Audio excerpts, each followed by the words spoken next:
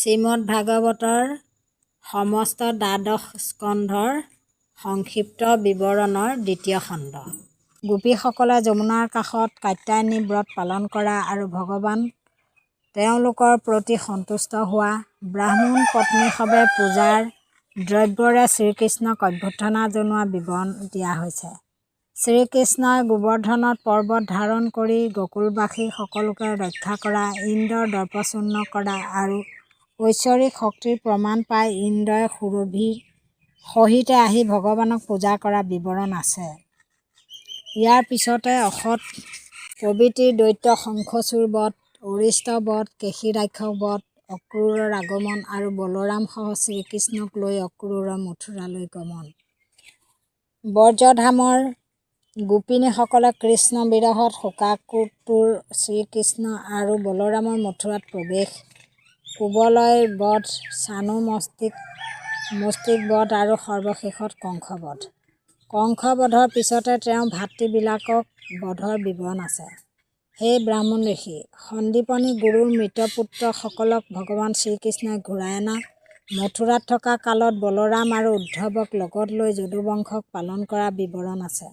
কংসৰ শহুৰেক ৰজা জৰাসন্ধৰ 17 বাৰ আক্ৰমণক প্ৰতিহত কৰা, যৱনৰ ৰজা কাল যৱনক পৰ্বতৰ গুহাত নিদ্ৰাত থকা অৱস্থাত মুচুকুন্দৰ নিন্দা ভংগ কৰাত মুচুকুন্দৰ দ্বাৰা ভস্ম কৰোৱা আৰু কুশস্থলী দ্বাৰকাত শ্ৰীকৃষ্ণৰ ৰাজধানী স্থাপন আদি আছে।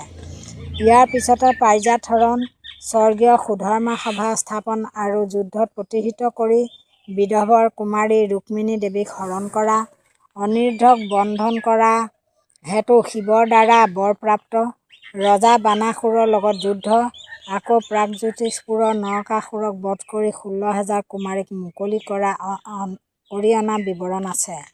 মহাপৰাক্ৰমেৰে শিশুপাল, চাল, পুণ্ডক, দন্তবক্ৰ, ত্ৰিবিদ, সম্বৰ, পৃথু, মূৰা, পাঞ্চজেয় আদি বধ, তদুপৰি বাৰাণসীত বনবাস অৱস্থাত থকা কালত পাণ্ডৱসকলক অগ্নিদাহৰ পৰা ৰক্ষা কৰি নিজৰ ফলীয়া কৰি লোৱাৰ কাৰ্যও আছে। দশম স্কন্ধৰ ইয়াতে শেষ। ইয়াৰ পিছত ভগৱান কৃষ্ণই নিজৰ বংশক কেনেকৈ ছলবুদ্ধি কৰি ব্ৰাহ্মণৰ অভিশাপৰ যোগেদি ধ্বংস কৰা হ'ল, উদ্ধৱ আৰু শ্ৰীকৃষ্ণৰ মাজত হোৱা কথোপকথনৰ যোগেদি আত্মজ্ঞানৰ শিক্ষা, বিভিন্ন বৰ্ণ আৰু আশ্ৰমৰ মাজত থকা পাৰ্থক্যৰ কথা কোৱা হৈছে। ভগৱানে যোগ অভ্যাসৰ বলত মানৱীয় সাদৃশ্য গোপন কৰাৰ কথা আছে। ইয়াৰ পিছতে 4টা যুগৰ লক্ষণ আৰু মানৱ চৰিত্ৰৰ কথা, তদুপৰি কলিযুগৰ মানুহৰ বিপদগামী হোৱাৰ কথা, 4বিধ প্ৰলয়ৰ কথা, 3বিধ সৃষ্টিৰ কথা বৰ্ণনা কৰা হৈছে। মহাজ্ঞানী অৰ্থ ঋষি সুলভ ৰজা পৰীক্ষিতৰ অৱসান, বেদৰ বিভিন্ন শাখাবিলাকৰ সৃষ্টি, মাৰ্কণ্ডেয় ঋষি বিষয়ক মহাপবিত্ৰ বৰ্ণনা, বিষ্ণু ভগৱানৰ অংগ-প্ৰত্যংগ আৰু অস্ত্ৰ-শস্ত্ৰৰ কথা, বছৰৰ 12টা মাহত ব্ৰহ্মাণ্ডৰ আত্মাস্বৰূপ সূৰ্য দেৱতাই একোবাৰ ভ্ৰমণ কৰাৰ কথা আছে। হে ব্ৰাহ্মণ শ্ৰেষ্ঠ, ভগৱানৰ বিভিন্ন অৱতাৰ অন্তৰ্গত সাহসিক কাৰ্যবিলাক যিবিলাকক ভগৱানৰ আমোদ প্ৰমোদ বুলি আখ্যা দিয়া হয়, তদুপৰি অন্যান্য কিছুমান প্ৰশ্ন মোক কৰিছিলা। দূৰৰ পৰা হ'লেও সজোৰে হৰিনাম কীৰ্তন কৰা আৰু কেতিয়াবা হঠাৎ উজটি খালেও ভগৱানৰ নাম উচ্চাৰণ কৰাটো কৰ্তব্য। তেতিয়াহে মানুহে সকলো পাপৰ পৰা মুক্ত হ'ব পাৰে। সজোৰে বা উচ্চস্বৰে ভগৱানৰ গুণ গান মহিমা কীৰ্তন কৰিলে সৰ্বশক্তিমান ভগৱানে সূৰ্য দেৱতাই অন্ধকাৰ দূৰ কৰি আকাশ ফৰকাল কৰাৰ দৰে মানুহৰ দুখ দুৰ্গতি দুৰ্ভাগ্য আদি সকলো বিপদৰ অন্ত পেলায়। য'ত বিষ্ণু তথা কৃষ্ণৰ নাম মাত্ৰ উচ্চাৰণ নহয়, সেয়া সকলো মিছা আৰু অধৰ্মহে কাম। য'ত ভগৱত গুণ তথা ভগৱানৰ গুণানুকীৰ্তন আছে, সেয়াই সত্য, সেয়ে মংগল আৰু তাতে পুণ্য আছে। ভগৱান বিষ্ণুৰ নাম যিসকল ব্যক্তিয়ে অবিৰতভাৱে উচ্চাৰণ কৰে, সেইসকলৰ সুখ দুখৰ অৱসান ঘটায় আৰু মন আনন্দ উল্লাসত ভৰি পৰে।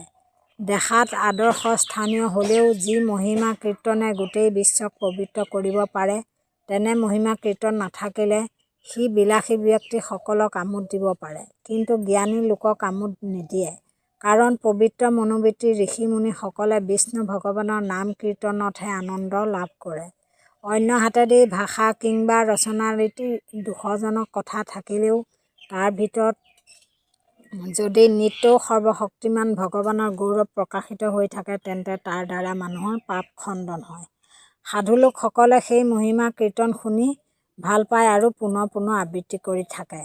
দুৰ্নাম তথা দুৰ্যগবিহীন জ্ঞানেই হৈছে মুক্তি লাভৰ উপায়। যাৰ লগত মুক্তি লাভৰ উপায় নিহিত আছে সেই জন্ম ভগৱান হৰিৰ প্ৰাৰ্থনা উপাসনাৰ অভাৱ হ'লে সেই প্ৰাৰ্থনাই আত্মাক কলংকিত কৰিব নোৱাৰে। ভগৱানৰ সেৱাত নিজকে উৎসৰ্গা নকৰিলে আত্মাৰ সৌন্দৰ্য নাথাকিব আৰু পদে পদে দুখ পোৱা যায়। নিজ নিজ বৰ্ণ ও আশ্ৰম অনুসাৰে নিজৰ কৰ্তব্য পালন কৰি যোৱা কামটো অতিশয় কষ্টকৰ।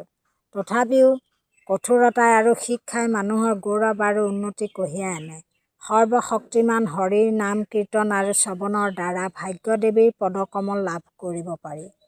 শ্ৰীকৃষ্ণৰ পদকমলৰ কথা অবিৰতভাৱে চিন্তা কৰিলে অশুভ বিনাশ হয় আৰু সুস্থিৰতা বৃদ্ধি হয়। মনৰ পবিত্ৰতা আৰু ঈশ্বৰৰ প্ৰতি আসক্তিয়ে মন প্ৰাণ উত্তেজিত কৰাৰ উপৰিও আত্মসমৰ্পণ আৰু জিতেন্দ্ৰিয় হোৱাত সহায় কৰে। হে পৰম সৌভাগ্যশালী শ্ৰেষ্ঠ ব্ৰাহ্মণ, তুমি ভগৱান নাৰায়ণৰ নামক অন্তৰেৰে অভিষেক কৰিলা। কোৱাচোন, সকলোৰে ওপৰত ভক্তি আৰু উপাসনাৰ কাৰণে শ্ৰেষ্ঠজন কোন?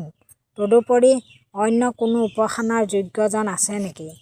আমাৰ অন্তৰ আত্মাক পৰিচালনা কোনে কৰে? আমিও অবিৰতভাৱে সেইজনকেই ভক্তিৰে সৈতে প্ৰাৰ্থনা কৰিম।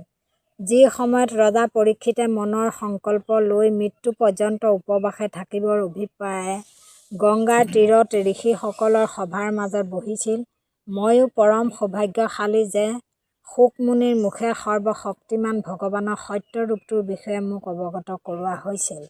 হে ব্ৰাহ্মণ ঋষি, বাসুদেৱৰ নাম উচ্চাৰণৰ দ্বাৰা সকলো অশুভ শক্তি নাশ কৰিব পাৰি বুলি কোৱা হৈছে। তেওঁৰ সাহসিক কৰ্মবিলাকৰ কথাও কোৱা হৈছে। উক্ত সকলোবিলাক অতি মূল্যৱান কথাৰ বৰ্ণনা। যিজন ব্যক্তিয়ে একনিষ্ঠভাৱে প্ৰত্যেক দিনাই এই পবিত্ৰ পুৰাণ পুনৰ পুনৰ পাঠ কৰে, তদুপৰি অত্যাধিক ৩ ঘণ্টা আৰু অতিকম ১ মিনিট হ'লেও যিজনে শ্ৰৱণ কৰে তেওঁৰ আত্মা নিজে নিজে শোধন হয়। চান্দ্ৰমোহৰ পক্ষান্তৰে একাদশী কিংবা দ্বাদশী তিথিৰ দিনা ভাগৱত শ্ৰৱণ কৰিলে দীৰ্ঘ জীৱন লাভ কৰিব পাৰে। তদুপৰি অনাহাৰে থাকি অনুৰক্ত হৈ ভাগৱত পুৰাণ কীৰ্তন কৰিলে তেনে ব্যক্তি সৰ্ব পাপৰ পৰা মুক্ত হয়। মনক একত্ৰিত কৰি প্ৰসন্নভাৱে নিৰাহাৰে থাকি যিজন ব্যক্তিয়ে পুষ্কৰ তীৰ্থ, মথুৰা বা দ্বাৰকাত এই শাস্ত্ৰ পাঠ কৰে তেওঁ পুনৰ জন্ম হোৱাৰ ভয় নাথাকে। এই পুৰাণ শাস্ত্ৰ গান বা গীত হিচাপে সঘনাই চৰ্চা কৰি থাকিলে চৰ্চা কৰোঁতাজনক দেৱতাসকলে, মুনিসকলে, সিদ্ধমুনিসকলে, পিতৃলোকত তথা পিতৃপুৰুষসকলে আৰু ৰজাসকলে বাঞ্ছা কৰা অনুসৰি বৰ প্ৰদান কৰি থাকে। এজন ব্ৰাহ্মণে যদি এই পুৰাণ শাস্ত্ৰ পাঠ কৰে, তেওঁ ঋক, যজুৰ আৰু সাম এই তিনি বেদ অধ্যয়ন কৰি কিংবা শিকি যি ফল পায়, মধু, ঘৃত আৰু দুগ্ধৰ স্ৰোত সহ একে ফলকেই এই শাস্ত্ৰৰ যোগে পাব। দ্বিতীয়বাৰ জন্মগ্ৰহণ কৰা এজন ব্যক্তিয়ে যদি ভক্তিভাৱে এই শাস্ত্ৰ অধ্যয়ন কৰে, তেওঁ ভগৱানৰ দ্বাৰা প্ৰশংসাৰ প্ৰাপ্ত হয়। এই পবিত্ৰ শাস্ত্ৰ এজন ব্ৰাহ্মণ ব্যক্তিয়ে অধ্যয়ন কৰিলে তেওঁ সত্যবাদিতা লাভ কৰে। এজন ক্ষত্ৰিয় ব্যক্তিয়ে অধ্যয়ন কৰিলে সমস্ত পৃথিৱীৰ অধিপতি হ'ব পাৰে। এজন বৈশ্যই অধ্যয়ন কৰিলে কুবেৰৰ সমপৰ্যায়ৰ হ'ব পাৰে আৰু এজন শূদ্ৰই অধ্যয়ন কৰিলে সকলো পাপৰ পৰা মুক্ত হ'ব পাৰে। শ্ৰীহৰি একমাত্ৰ বিশ্ব চৰাচৰৰ পালন কৰোঁতা, কলিযুগৰ অসৎ দুষ্কৃতিকাৰী বিলাকক ধ্বংস কৰোঁতা। এই কথাবিলাক অৱগত হৈও শ্ৰীহৰিৰ নাম য'তে ত'তে উচ্চাৰণ নোহোৱাৰ হেতুকেই ভগৱানে বিভিন্ন ৰূপত প্ৰাসংগিকভাৱে তথা দৈৱক্ৰমে আত্মপ্ৰকাশ কৰি থাকে। যিজন অনাদি অনন্ত ভগৱান বিষ্ণু, যিজনে গুণৰ বশৱৰ্তী হৈ পৃথিৱী পালন ও সংহাৰ কৰি থাকে, তেওঁৱেই আত্মজ্ঞানৰ মূল। সেইজন ভগৱানৰ গৌৰৱৰ ৰহস্যৰ কথা ব্ৰহ্মা, ইন্দ্ৰ, ৰুদ্ৰ আদি স্বৰ্গৰ দেৱতাসকলেও অতি কমেহে জানে। সৰ্বদেৱতাৰ মুখ্য অনন্ত ঈশ্বৰ ভগৱানক নিলগৰ পৰাই প্ৰণাম জনাইছোঁ। তেওঁ সত্যৰূপা প্ৰকৃতিৰ আত্মজ্ঞানৰূপে দেখা দি নিজৰ ৯বিধ ক্ষমতা বা গুণত প্ৰকৃতি, পুৰুষ, মহত্তত্ব, অহংকাৰ আৰু ৫বিধ তন্মাত্ৰ হিচাপে সৃষ্টি, স্থাৱৰ, জংগম আদি আকাৰত নিজে নিজে শক্তিশালী ৰূপে বিৰাজ কৰি আছে।